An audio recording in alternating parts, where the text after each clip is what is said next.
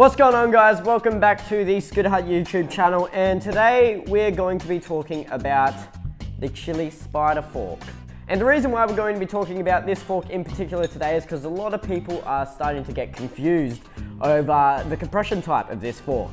This fork can actually, it's the only one on the market too, mind you, that can run all three major types of compression, which is IHC, SES, and HiC.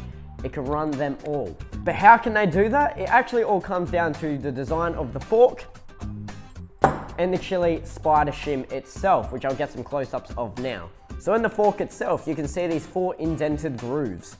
So that is for the Chilli Spider shim to be able to slide in and actually keep the same diameter of the fork as it is as a whole, or you can chuck on a HiC shim on top of that and get the extra width that you need to run HiC bars. So as you can see, looking at the shim, it's like they've taken what they've taken out of the fork and chucked it into the shim itself. It's like they've just taken a knife to it and cut it out.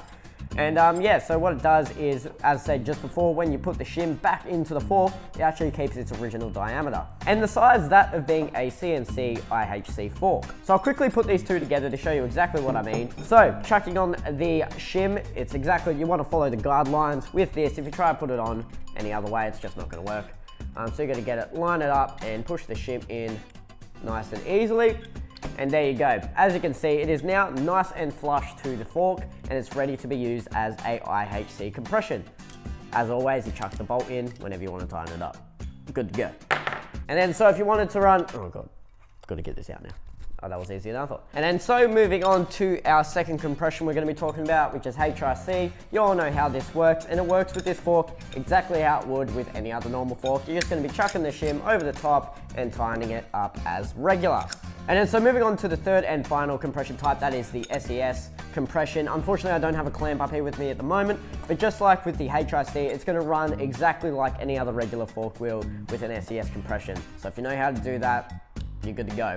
The only major difference is the way it runs the IHC, which is with the Spider shim itself. So if you don't have this shim, you're not going to be able to run IHC.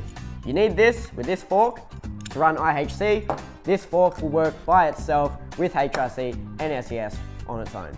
And now the only other specifications about the fork that you may need to know is they are CNC machines to keep that super lightweight, and they also run up to a 120mm wheel. So thank you guys and girls for watching yet another Spider HiC YouTube video. If you liked it, make sure you smack that thumbs up button and leave a comment down below. Also subscribe, click that bell to make sure you get notifications for whenever we upload new content. And other than that, have a lovely evening, afternoon, morning, wherever it is you may be. Peace!